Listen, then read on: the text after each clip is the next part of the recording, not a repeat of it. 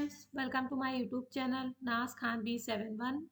Personal savings and investment management के unit 4 part 1 में हम क्विक रिवीजन में पढ़ेंगे म्यूचुअल फंड, इसका meaning, definition, features, historical background of mutual fund और SIP वर्सेस SWP ये क्या होता है। तो चलिए स्टार्ट करते हैं। सबसे पहले हम ये जानेंगे कि म्यूचुअल फंड होता क्या है। तो म्यूचुअल फंड एक ऐसा वित्तीय निवेश का माध्यम है जिसमें अनेक निवेशकों की छोटी छोटी बचत को कलेक्ट करके, एकत्रित करके उसे share, bond, money market instrument आदि में निवेश किया जाता है। इस पूरे निवेश का जो प्रबंधन है, मैनेजमेंट है, वो पेशेवर फंड मैनेजर यानी प्रोफेशनल फंड मैनेजर द्वारा किया जाता है। कहने का मतलब यह है कि जब बहुत सारे लोग अपना पैसा एक फंड में लगाते हैं और उस पैसे को एक प्रोफेशनल मैनेजर निवेश करता है तो उसे म्यूचुअल फंड कहते हैं। आई थिंक क्लियर हो गया होगा। A mutual fund is an investment vehicle that collects money from many investors and invests it in share, bonds, money market instruments or other securities. These investments are managed by professional fund managers. Each investor owns units of the mutual fund which represent a portion of the fund's holding. I think clear हो गया होगा कि mutual fund क्या होता है। A mutual fund is a trust that pools savings of investors who share common financial goals and invest them in diversified securities. कहने का मतलब यह है कि म्यूचुअल फंड एक ऐसा निवेश माध्यम है जिसमें कई निवेशकों से धन एकत्र करके उसे विविध प्रतिभूतियों यानी सिक्योरिटीज में निवेश किया जाता है ताकि जोखिम कम हो और बेहतर रिटर्न मिल सके। ओके, आई थिंक क्लियर हो गया होगा कि म्यूचुअल फंड क्या होता है। Features of mutual fund. Mutual funds के क्या क्या फीचर्स होते हैं। तो प्रोफेशनल मैनेजमेंट होता है, यानी एक प्रोफेशनल मैनेजर होता है, उसके थ्रू सारी चीजें मैनेज की जाती हैं। डाइवर्सिफिकेशन ऑफ रिस्क, पैसा अलग अलग जगह निवेश किया जाता है जिससे जोखिम कम हो जाता है। डाइवर्सिफिकेशन ऑफ रिस्क, रिस्क का डाइवर्सिफिकेशन हो जाता है। Liquidity, easy to buy and sell, यानी ओपन एंडेड फंड में कभी भी पैसा निकाला जा सकता है, कैश में कन्वर्ट किया जा सकता है। अफोर्डेबल, अफोर्डेबिलिटी होती है इन्वेस्टमेंट, स्मॉल अमाउंट पॉसिबल होता है, छोटी रकम से भी आप निवेश शुरू कर सकते हैं। ओके, इसीलिए से अफोर्डेबल इन्वेस्टमेंट कहते हैं। रेगुलेटेड बाय सेबी यानी security exchange board of India के द्वारा म्यूचुअल फंड्स को रेगुलेट किया जाता है जिससे ट्रांसपेरेंसी भी बनी रहती है। ओके, और प्रोटेक्शन भी रहता है। तो ये सारे फीचर्स होते हैं म्यूचुअल फंड के।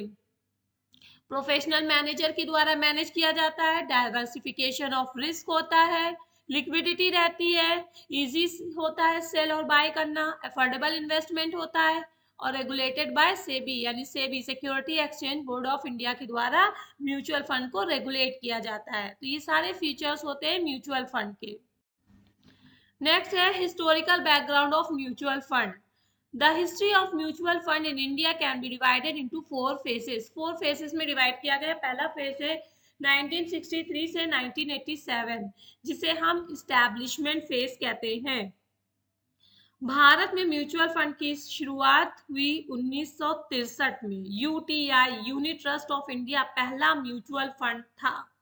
अगर क्वेश्चन में आए कभी कि पहला म्यूचुअल फंड कौन सा था तो UTI unit trust of India. First mutual fund in India was UTI, Unit Trust of India, established in 1963 by the Government of India. Government of India के द्वारा 1963 में established हुआ था। UTI लॉन्च हुआ था कब? यूनिट स्कीम 1964 में US 64 के through. UTI enjoyed monopoly during this period. इस टाइम में UTI की मोनोपोली थी, एकाधिकार था।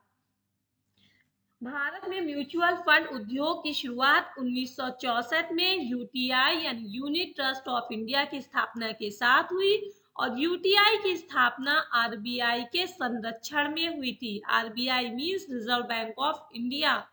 इस टाइम में इसके फीचर्स ये थे कि यूटीआई भारत का एकमात्र म्यूचुअल फंड था। यूएस 64 योजना सबसे लोकप्रिय रही थी। निवेशकों में बचत और निवेश की आदत विकसित हुई थी इस टाइम में।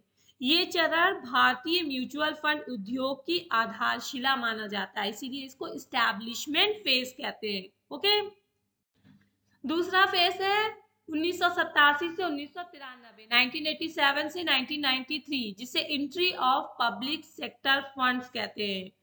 Public sector banks and insurance companies enter the market. यहाँ पे पब्लिक सेक्टर बैंक और इंश्योरेंस कंपनीज ने म्यूचुअल फंड में एंट्री की। 1987 के बाद सरकार ने म्यूचुअल फंड क्षेत्र में सार्वजनिक क्षेत्र के जो बैंक थे और वित्तीय संस्थाएं थी उनको भी प्रवेश करने की अनुमति दी। इस चरण में यानी इस फेज में स्थापित की गई म्यूचुअल फंड कौन कौन सी थी? SEBI, SBI mutual fund, SBI mutual fund, LIC mutual fund, GIC mutual fund, Canara bank mutual fund. इस चरण में निवेशकों को अधिक विकल्प प्राप्त हो गए थे, इसलिए जो कंपटीशन था वो भी बढ़ा, प्रतिस्पर्धा बढ़ी, निवेशकों को अधिक विकल्प मिलने लगे और ऑप्शन मिलने लगा कि उन्हें कहाँ किस म्यूचुअल फंड में इन्वेस्ट करना है। तो यहाँ पे इंक्रीज हुई क्या? अवेयरनेस अमंग इन्वेस्टर्स, इन्वेस्टर्स में अवेयरनेस इंक्रीज हुई। तो ये सेकेंड फेज था 1987 से 1993, जहाँ पे पब्लिक सेक्टर बैंक और फाइनेंशियल इंस्टीट्यूशंस को भी एंट्री करने की अनुमति मिल गई थी। ओके, थर्ड फेज था 1993 से 2003, जिसे एंट्री ऑफ प्राइवेट सेक्टर कहते हैं। 1993 में SEBI, security exchange board of India, mutual fund regulations introduced हुआ, लागू हुआ। निजी और विदेशी दोनों ही कंपनियों को म्यूचुअल फंड शुरू करने की अनुमति मिल गई थी, यानी private and foreign mutual funds entered in India. Okay, इससे क्या हुआ? कंपटीशन बढ़ा, इनोवेशन आया और बेटर सर्विसेज मिलने लगी। इस टाइम पे प्रमुख निजी म्यूचुअल फंड्स कौन कौन से थे? HDFC mutual funds, ICICI Prudential mutual fund और I think Reliance mutual fund, Birla Sun Life mutual funds. इस फेज में पेशेवर प्रबंधन आया, यानी प्रोफेशनल मैनेजर आए, नई योजनाएं इक्विटी, डेप्थ, बैलेंस्ड शुरू हुई। तो इसे कहते हैं थर्ड फेज, यानी जिसे हम एंट्री ऑफ प्राइवेट सेक्टर कहते हैं। ये कब से कब तक रहा? 1993 से 2003 का फेज रहा। ओके, फोर्थ फेज 2003 से प्रेजेंट, जिसे ग्रोथ एंड एक्सपेंशन फेज कहते हैं।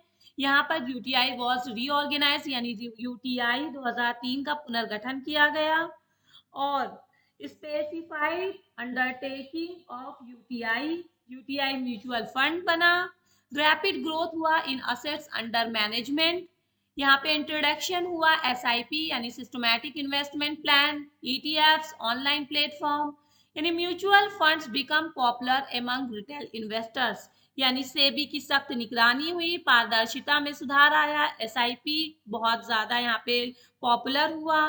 एंड लास्ट 5 स्टेप, जिसे हम कहते हैं मैच्योरिटी एंड डिजिटल फेज, यानी कि परिपक्वता और डिजिटल युग, जिसे वर्तमान युग 2014 के बाद से आज तक का युग कहते हैं। ठीक है, तो यहाँ पर क्या हुआ? सारी चीजें डिजिटलाइज होने लगी, mobile app, online KYC, direct plan शुरू हुए, छोटे निवेशकों की भागीदारी भी बढ़ी, म्यूचुअल फंड सही है अभियान चालू किया गया, एसआईपी में तेजी से वृद्धि हुई, systematic investment plan, long term wealth creation पर फोकस किया गया।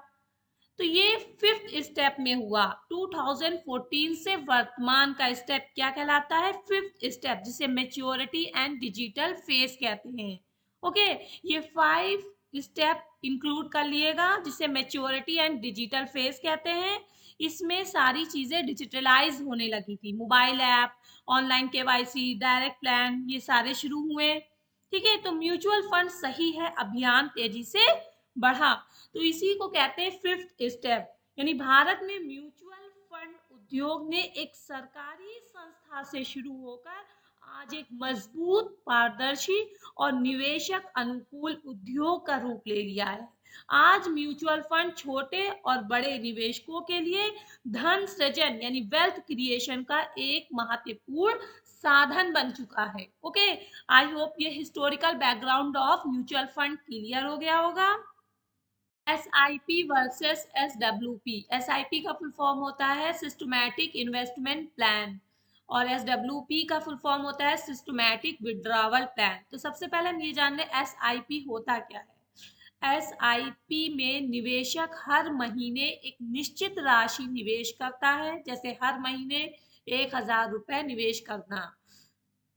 छोटी राशि से शुरुआत कर सकता है और लॉन्ग टर्म वेल्थ क्रिएशन मिलता होता है। रुपी कॉस्ट एवरेजिंग का लाभ भी मिलता है यहाँ पर SIP में। जबकि SWP में निवेशक नियमित रूप से अपने निवेश से पैसा विड्रॉ करता है, निकालता है, जैसे हर महीने 5,000 रुपए निकालना। रेगुलर इनकम होती है, रिटायरमेंट प्लानिंग के लिए बहुत ही हेल्पफुल होता है SWP। यानी कुल मिला के हम कह सकते हैं कि SIP इन्वेस्टमेंट प्लान होता है और SWP विड्रॉवल प्लान होता है। आई थिंक यहाँ पर क्लियर हो गया होगा कि SIP और SWP क्या होते हैं। अब हम देख लेते हैं बेसिक डिफरेंस क्या होता है। फुल फॉर्म SIP का फुल फॉर्म होता है सिस्टमैटिक इन्वेस्टमेंट प्लान, जबकि SWP का फुल फॉर्म होता है systematic withdrawal plan.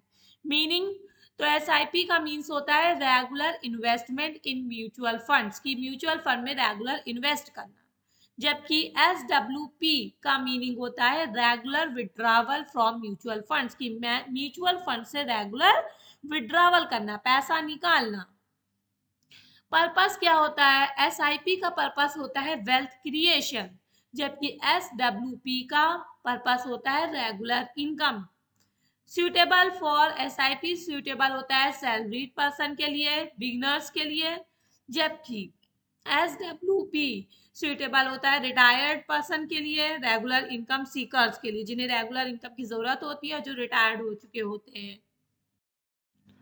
Basic cash flow SIP money goes into investment. यहाँ पे मनी कहाँ जा रहा होता है? इन्वेस्ट होने जा रहा होता है, किसमें? म्यूचुअल फंड में। जबकि SWP में money comes out of investment, यहाँ पर इन्वेस्टमेंट से कैसा पैसा हमारे पास आ रहा होता है, तो कम्स आउट ऑफ इन्वेस्टमेंट।